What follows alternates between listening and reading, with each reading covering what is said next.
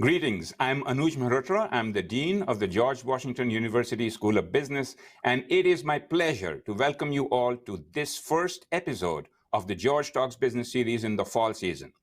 And we have a fantastic guest today in Ellen Zane, CEO Emeritus of Tufts Medical Center, Vice Chair of the GW Board of Trustees, and the Chair of the Board of GW Medical Faculty Associates. Thank you very much for joining us today, Trustee Zane. Thank you, Anuj, and it's my thrill to be here. Thank you. So, Trustee Zane, when we first spoke a few months ago, you agreed to join us at that time, and we wanted to talk about leadership and innovation in healthcare. And of course, these topics are of increasing importance than ever before today.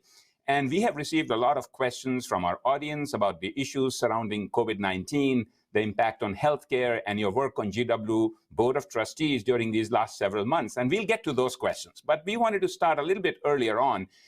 You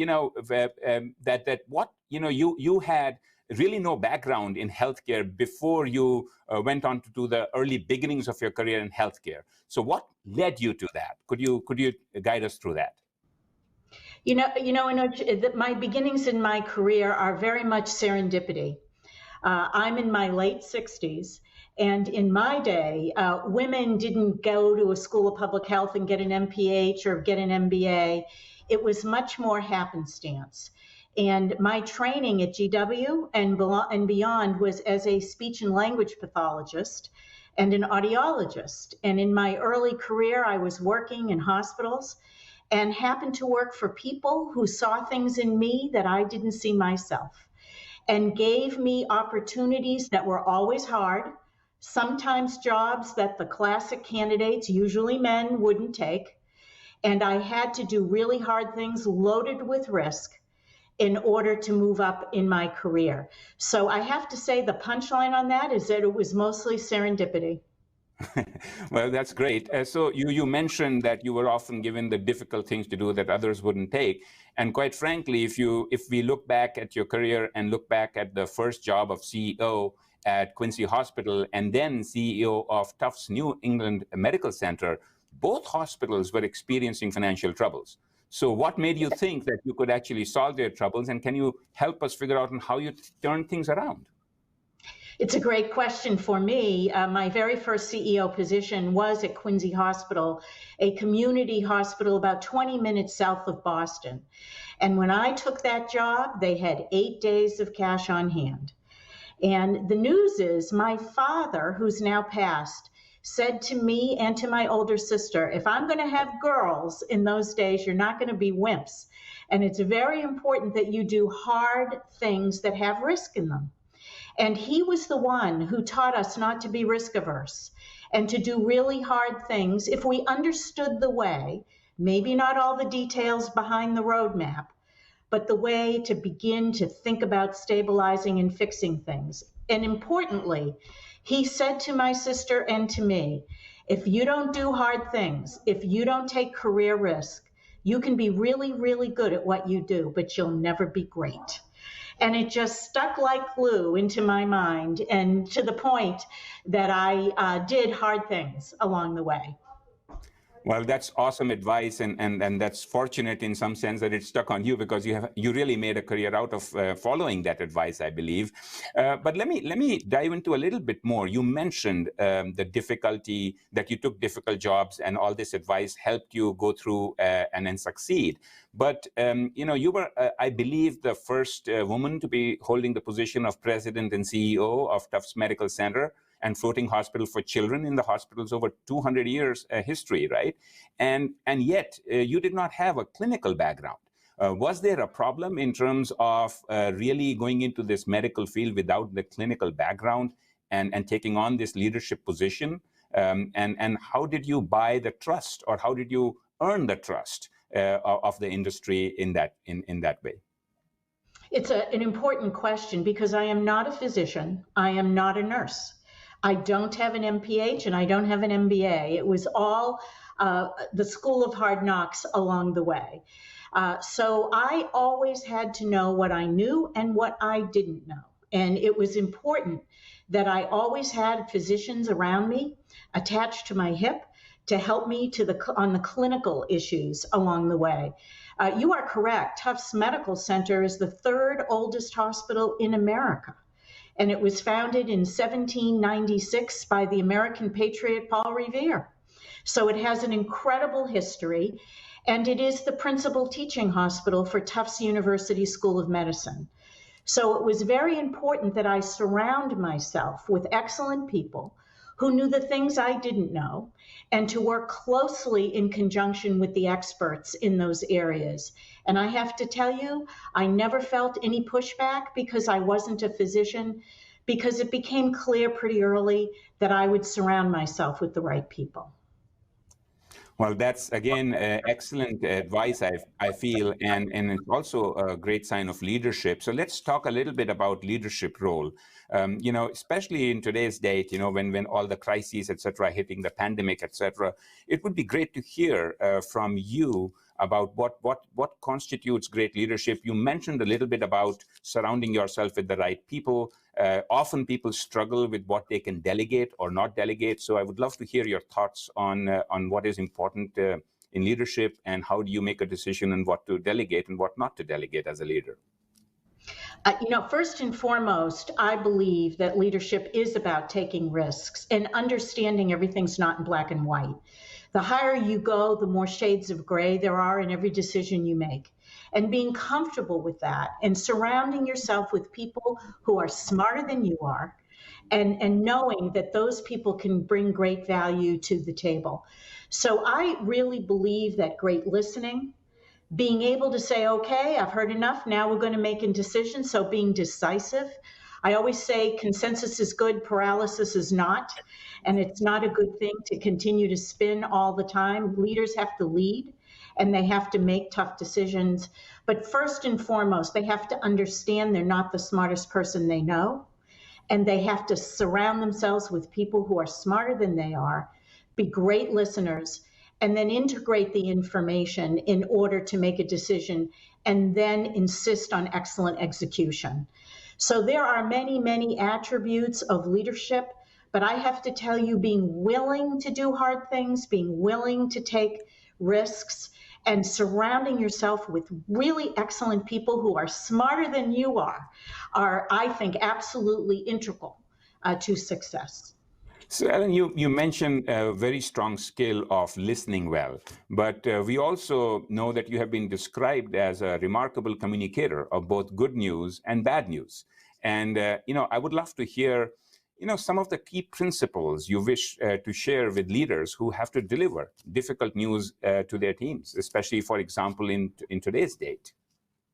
I'm so glad you asked that question, because I learned long ago, by doing several turnarounds, as they would say, that you really can tell people bad news. I've really learned that.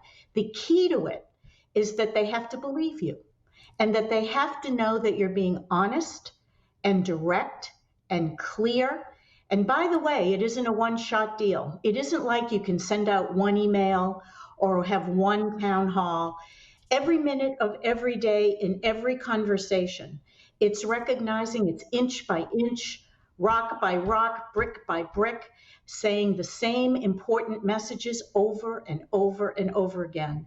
And that communication in the parking lot or in line in the cafeteria is just as important than the town hall. But I learned that if people believe you, and if they know you're credible, and you understand it isn't a one-shot communication, that you really can tell people bad news. And my experience is that people will line up behind you because they want to know what they can do to help. And I can give you an example at Tufts. When I first arrived, it was a very difficult situation. And within 2 or 3 weeks, I realized it was more difficult than anyone knew. And I hadn't been withheld any information from me, but I knew it was worse than people understood. And I'd call town halls and wonder, should I tell people what I'm learning, what I'm seeing here? Because this is healthcare in Boston, and people can go anywhere that they want, a mile down the road. And I decided that there's nothing like the truth, and got in front of town halls with hundreds of employees and physicians and said, I want you guys to know what is keeping me up at night. And I started to tell them the truth. And I get back to my office and I would have dozens of emails from professionals in the hospital saying, we all knew there was something wrong. We're smart. Thank you for being honest with us and tell us what we can do to help. Now, not everybody felt that way, but the vast majority did. So I learned long ago, there's nothing like the truth. Well, that's really great advice, and I think you, as a leader, of course, you also mentioned that you have always tried to surround yourself with excellent people, and you, in fact, were humbly mentioning even better than you. So, as a leader, you must have recruited a lot to attract the talent. And I believe we have heard you say that you're always looking for people with a fire in the belly. And I want to understand, how do you judge that? How is it, especially for our alumni and students right now who are looking, who are going through this very competitive recruiting process? How can they demonstrate the fire in the belly, and how do you judge that fire in the belly? Fire in the belly is a very important attribute because I don't want mediocre people working around me. I'm too old to want to work with people who just want a job. And how do you judge that fire in the belly? It isn't about being perpetually effervescent. It's really about passion. And can people speak to you about their passion and do it in such a way where they're not doing all the talking, but they're also probing for facts and listening at the same time? I'm telling you, through the years, I've worked with so many people and hired so many people that if I go into the waiting room and shake someone's hand at the beginning of an interview, I can almost tell on the spot whether they have fire in their belly. It has to do with their eye contact. It has to do with the quality of their handshake, and hopefully someday we'll get back to having handshakes. It has to do with their attention and whether or not they're really listening to the questions and self-changing in an interview based on what the needs are of the moment. So their presence, their ability to adapt, and their ability to be articulate in a pithy way, in a very clear and succinct way, in order to answer the question, all has an effect on whether or not I judge them as having fire in their belly. So that's what I'm understanding from this is that you are also looking, of course, for the passion. You've already mentioned that you're looking for high IQ, and how they conduct themselves in the room is perhaps EQ. There is also a few leaders who have mentioned the word AQ, or adversity quotient, on how people conduct themselves through adversities. So I want to hear your thoughts on where you would rank the IQ, EQ, and AQ when you're looking for people or talent surrounding you. It's a great way to ask the question. You know, IQ is the ticket in the door. There isn't anyone listening to this today that doesn't have a reasonably good IQ, or they wouldn't be in this position to listen. But it's the EQ, the softer things, their emotional and social quotient, their ability to know how to say thank you to other people, the ability to wish somebody a happy birthday. It's very important that people have a high EQ, the higher you go in leadership. And then the AQ is a very interesting question, because how many of us have heard along the way that their boss is risk averse or a conflict avoider? And when I hear that somebody doesn't like conflict or they don't like risk, I say to them, well, that's okay. Then just go live under a rock. Because leaders are supposed to lead. And that means they have to deal with conflict every day. And if people don't like it or their stomach can't handle it, I'm sympathetic to that. But it doesn't mean that you should be a leader. Because the truth is, if you want to be a dean, or you want to be a university president, or you want to be a hospital administrator, that means you want the title, you want the prestige, you want the recognition, and you want the salary, and you got to act like it. And people have to act like leaders, and it does not mean that they can just delegate all kinds and avoid any kind of adversity. It goes with the territory.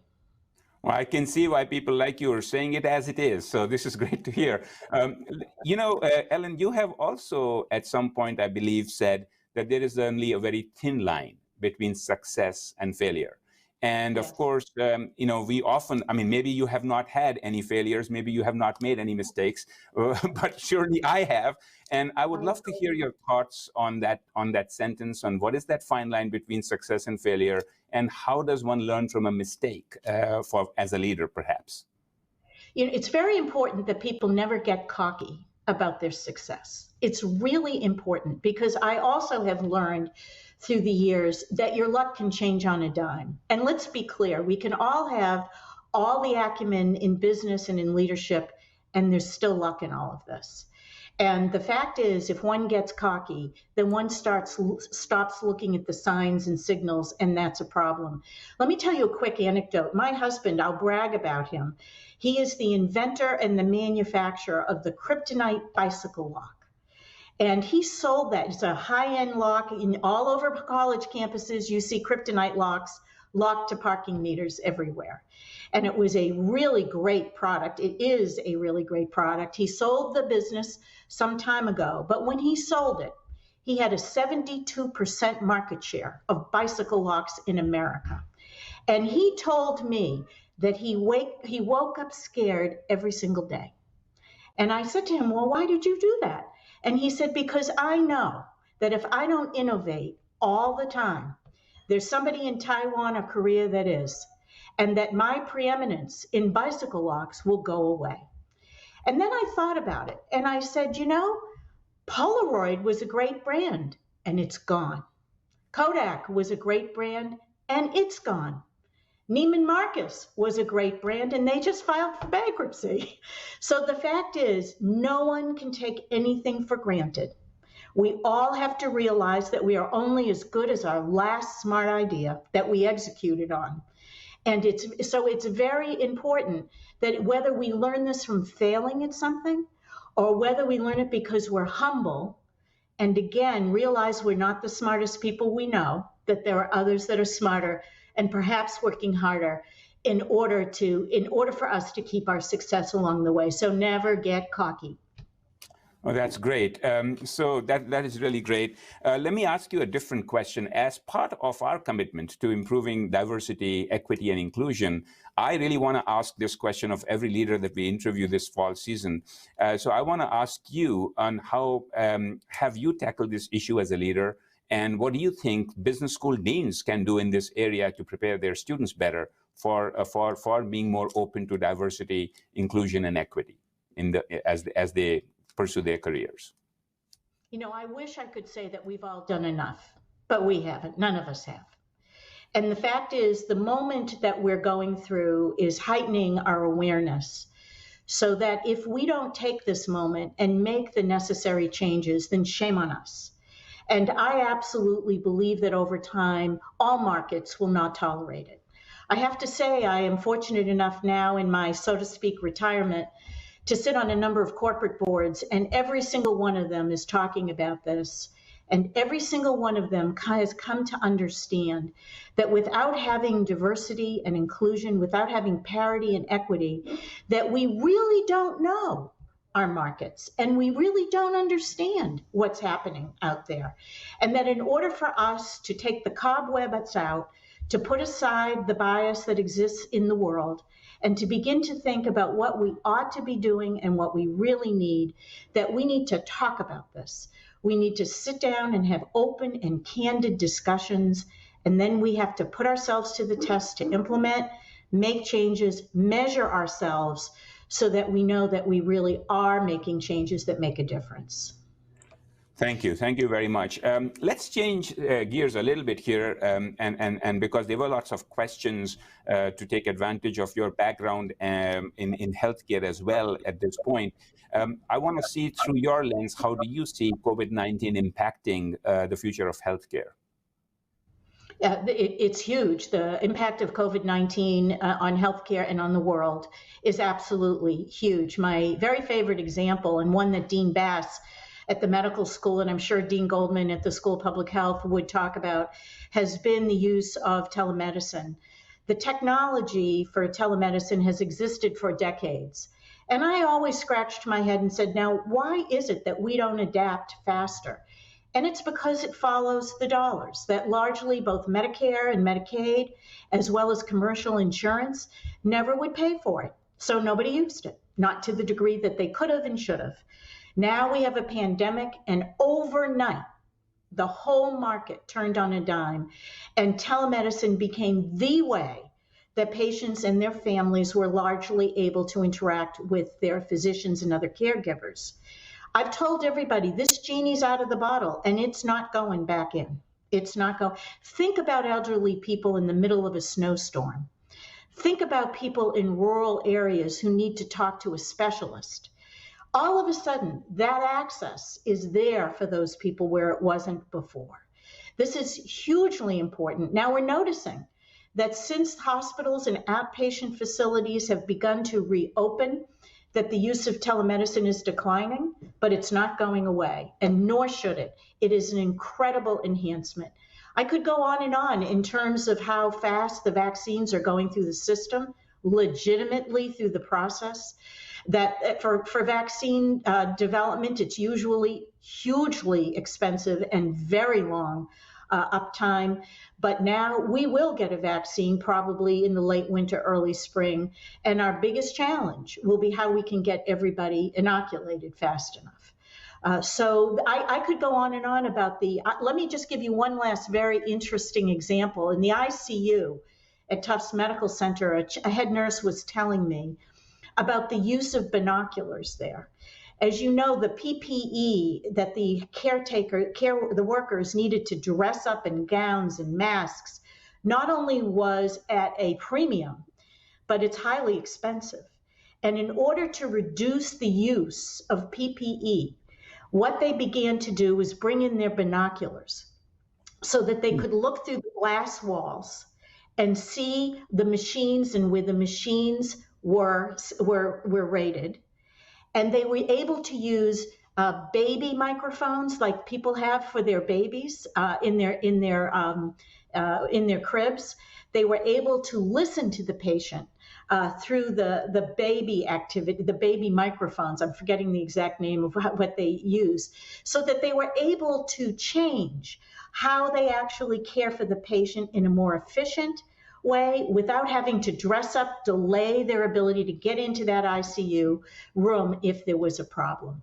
So the number of things like that, the innovations, the way people have stepped up is absolutely remarkable, and we should be very proud of our country.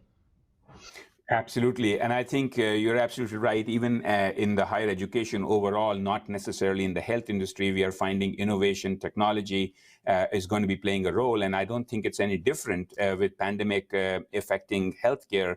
We also have to kind of imagine what the future of education might look like in other fields as well. Any thoughts on that from you? I'm glad you asked that, because to myself, I've often thought that there are a lot of synergies and likenesses between healthcare and higher education. So for example, that we went through a stage in healthcare where we built a lot of buildings. And I think universities have done the same thing. And now COVID comes and everything's virtual. So we begin to have to question our use of the bricks and the mortar. And let me just say this, I am privileged to sit on the board at Boston Scientific, one of America's great medical device companies. And a year or so ago, I visited their R&D facility, their research and development facility in Valencia, California. And it is where they do their R&D for deep brain stimulation and neuromodulation. And I walked out of that facility that day, and I called my husband from the airport, and I said to him, I was in Disneyland today. I could not believe the technology that I was seeing. I could not believe how deep brain stimulation can affect things that are a lot more than what we would normally believe, like seizures or psychiatric disorders, that it can affect almost any kind of disease state. And I said to my husband, there is no hospital CEO who should ever be allowed to put another shovel in the ground to build another building that looks like today's hospitals, until we better understand what's in the pipeline of technology, because it is going to change the way care is deployed in this world. And it's not 10 years away, it's sooner than that. So as we think about change, we have to embrace these changes, know that you can run, but you can't hide. It's going to affect us, and we need to embrace it and not run away from it and prepare for it. Higher education needs that lesson too.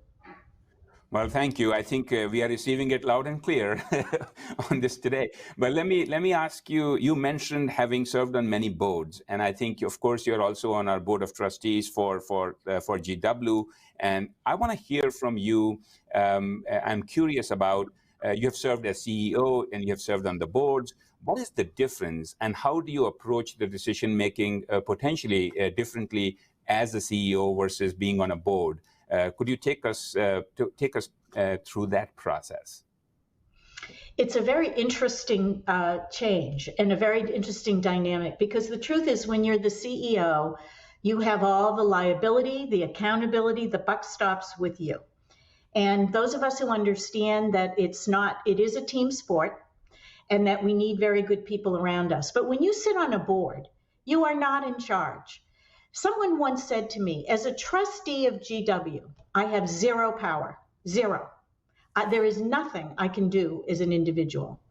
As a board, together, we could sell the place if we wanted to. We don't want to, let me be clear. But we, as a board, we have huge ability to invoke change. But as individuals, we have none. And as a CEO, you have huge ability to invoke change, and you're supposed to.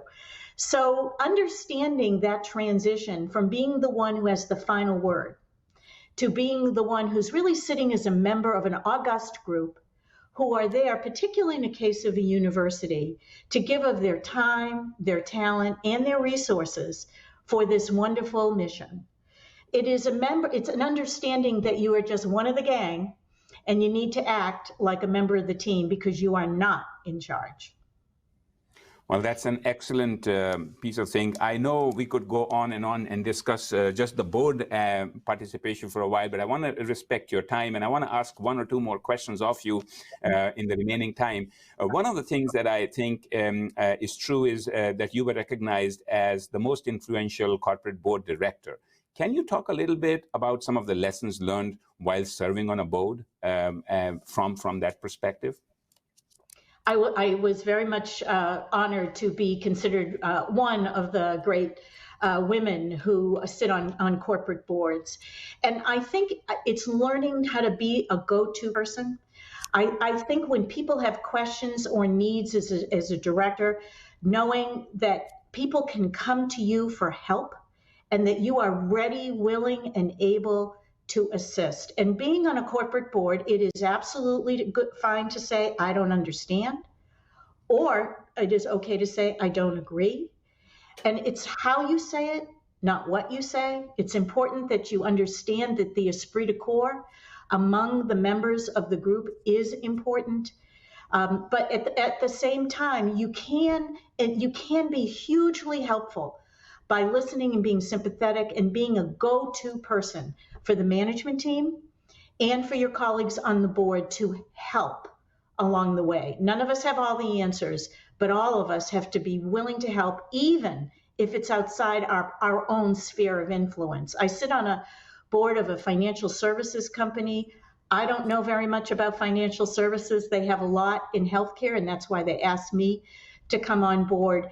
And yet when they ask me to do something outside of the sphere of healthcare, I have to be ready, willing, and able to learn and to help. And that's what I think makes one a better, more sought after board member.